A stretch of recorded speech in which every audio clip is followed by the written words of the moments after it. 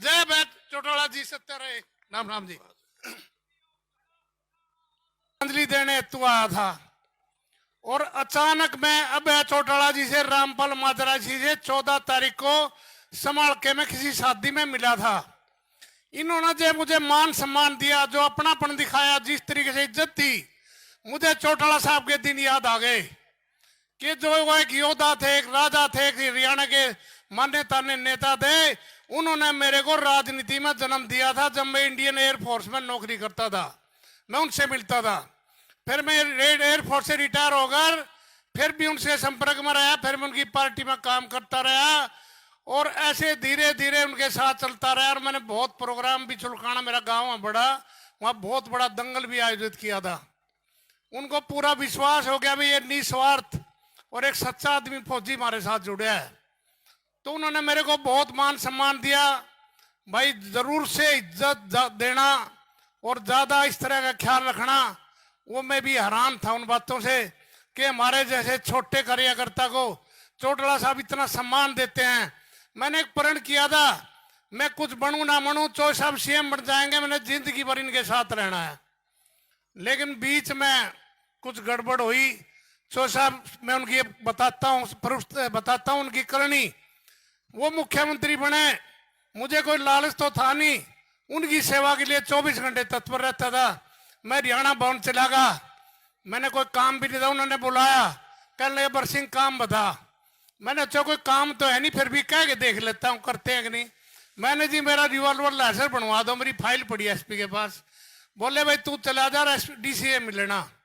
मैंने सोचे इन्होंने नोट किया, ना पीए को कहा, ना डीसी को फोन किया। कहाँ इतनी भीड़ में याद रहेगा, वहां हजारों की भीड़ थी। मुख्यमंत्री बिजी शेड्यूल होता है, तो मेरे को जमी नहीं बात। मैंने सोची देखता तो हूं। मैं डीसी के पास गया 3-4 दिन बाद। डीसी साहब ने बताया भी साहब का फोन आया।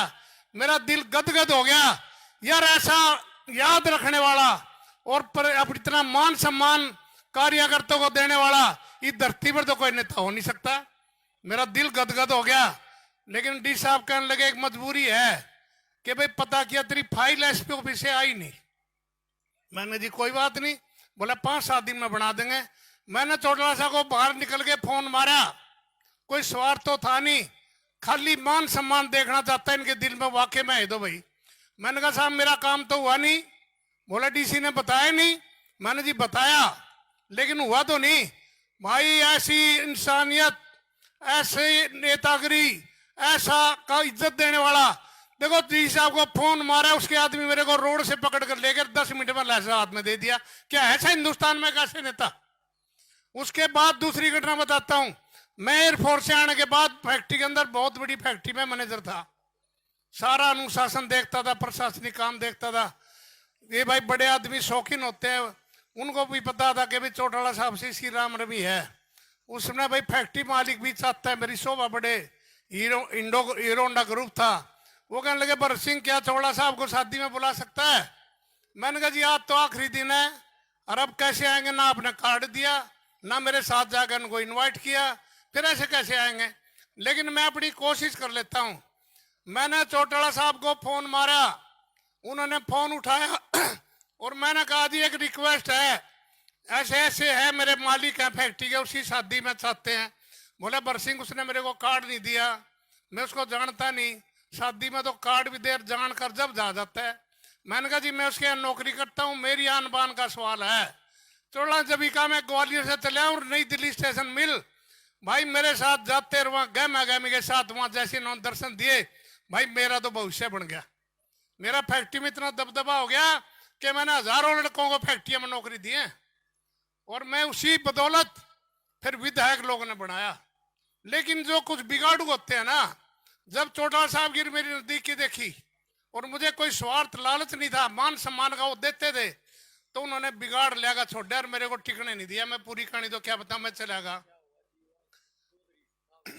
फिर चौटाला साहब की जो नीतियां थी, भाई मैं कांग्रेस से एमएलए बन गया, मेरी टिकट काट दी, मैं टिकट के मारे ना भाग्या ना कहीं रहा।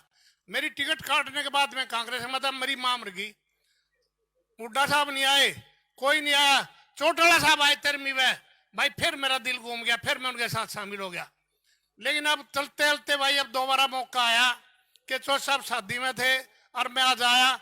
इन्होंने जो मुझे आज तक अपमान सहना पड़े इतने सालों का, दूसरी पार्टियों में रह गए, इन्होंने मेरे यार के वनयारे कर दिया, जितना सम्मान दिया अपने चौधरी रामपाल जी ने इन्होंने। और भाई जिला प्रधान मेरे घर आया और मेरे को पुण्यतिथि में लेगा तो भाई मेरा दिल गदगद होगा आज की इनकी नीतियों से।